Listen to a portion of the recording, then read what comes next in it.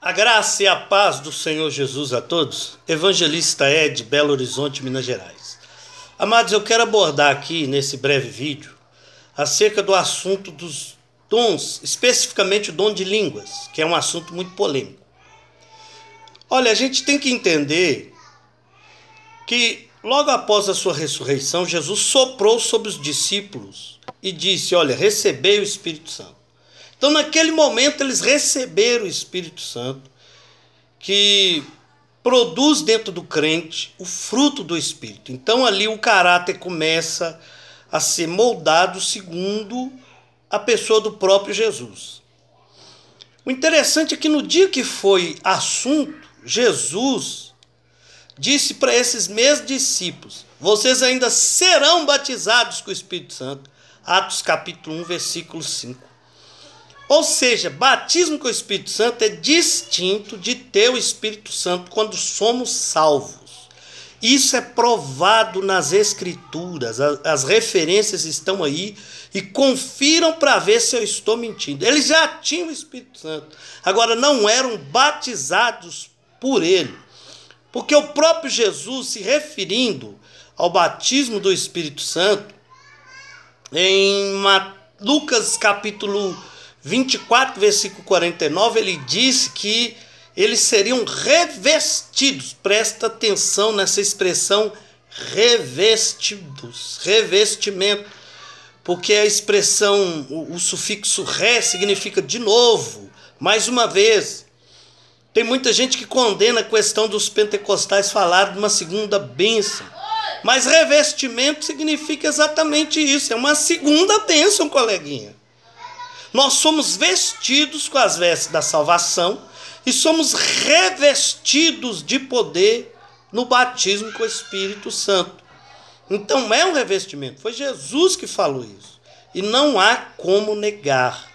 Se você quer a prova de que eles já tinham o Espírito Santo, vai no Evangelho de João, capítulo 20, versículo 22. Jesus soprou sobre eles e disse: recebei o Espírito Santo. Receberam ou não? Claro que receberam.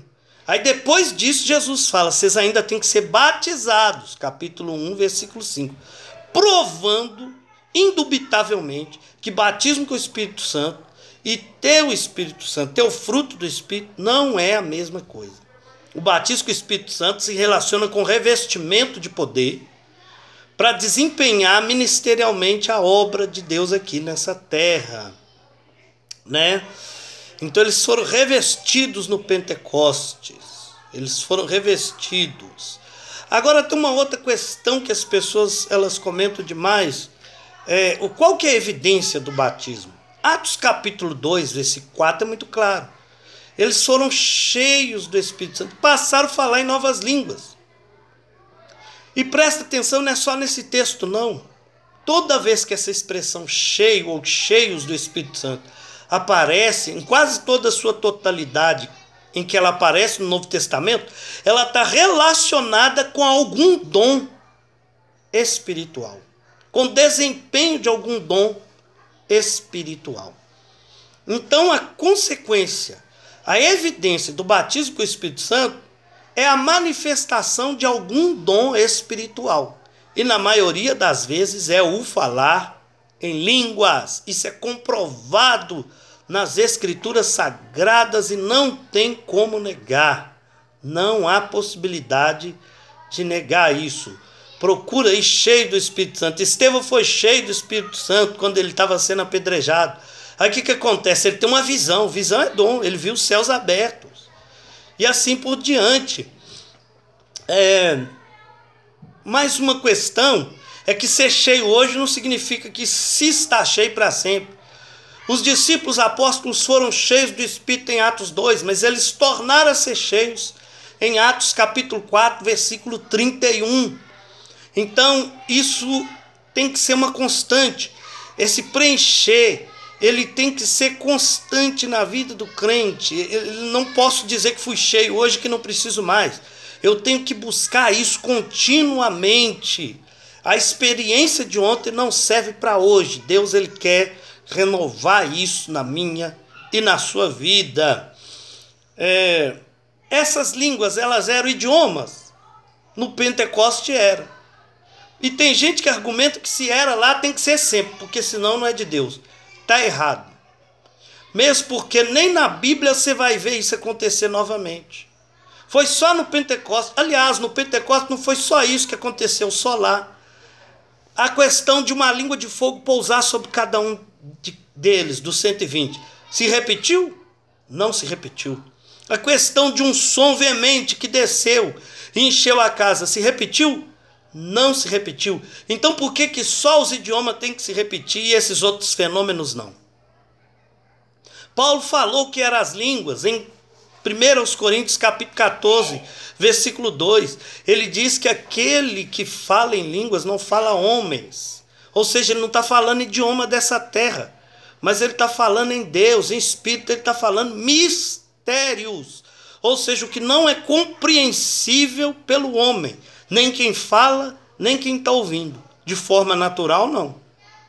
Então é exatamente isso que as Escrituras dizem. No Pentecostes, eles falaram nos idiomas dos prosélitos, que estavam festejando. Aliás, deve-se abrir um parênteses, o Espírito Santo desceu no contexto de uma festa, porque o Espírito Santo gosta de festa. Se queremos ser cheios do Espírito Santo, devemos aprender a fazer festa para glorificar a Deus, para adorar a Deus. E estão querendo tirar barulho da igreja, de louvor, de adoração, e com isso estão entristecendo o Espírito Santo, achando que tem intelectualidade, achando que tem alegria, que tem sabedoria, mas eles estão expulsando o Espírito Santo, essa manifestação gostosa nos cultos, por causa desse formalismo terrível, terrível. Então o Espírito Santo, ele gosta de festa. Uma outra questão, as línguas são pregação? Porque tem quem diga que eles falavam em línguas para pregar no idioma das pessoas sem conhecer o idioma. Não tem nada a ver. 1 Coríntios capítulo 14, do 14 ao 17, deixa claro que aquele que ora em línguas, fala em línguas, ele não está fazendo isso com o seu entendimento, mas ele está fazendo isso com o seu espírito. Ele está recebendo edificação, mas com a mente ele não sabe o que está falando. É a Bíblia que diz. E como que eu posso pregar sem fazer uso das minhas faculdades mentais? Como que alguém pode pregar sem o entendimento? Então rejeita essa lorota. Quem está falando isso aí é desonesto e não estuda verdadeiramente as Escrituras. Uma outra questão, falar em línguas de forma coletiva é bagunça. Tem que ter um intérprete. Presta atenção, a gente tem que entender em que contexto Paulo falou isso. É sempre bagunça? Então vamos fazer o seguinte. A casa de Cornélio se converteu em contexto de bagunça. Quem concorda? Porque está escrito que todos lá falaram em línguas e não teve interpretação. Então aquela casa, Deus fez uma bagunça ali. E aquela casa se converteu. Absurdo. A própria igreja nasceu na bagunça, porque no Pentecostes, logicamente, cada grupo daqueles 120 falava um idioma ali. Então quem falava um determinado idioma e ouvisse aquele grupinho falando no seu idioma, adorando a Deus, ouviria também a maioria falando no idioma que não era o dele. E seria bagunça de toda forma. Então a igreja nasceu na bagunça. A igreja nasceu, então, no meio da anarquia. Como eles usam a expressão bagunça, desordem, né? Não é isso. O que acontecia em Coríntios é que o culto se resumia em falar em línguas. Eles ficavam tão impressionados com isso, que não se tinha mais nada.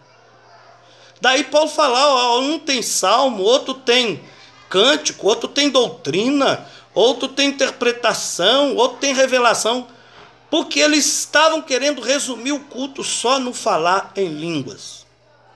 Por fim, amados, eu quero dizer o seguinte: toda pessoa que proíbe, que acha que está errado, ou igreja que proíbe o falar em línguas, também não tem a manifestação dos outros dons. Porque se fosse assim, ó, eu proíbo falar em línguas, mas na minha igreja se manifestam os outros dons. Aí está tudo muito bem. Acontece que esse pessoal que proíbe falar em línguas e que fala que tem o intérprete, eu acho engraçado, porque eles falam que tem que ter um intérprete, mas eles nem falam em língua e nem interpretam nada, e nunca isso acontece lá.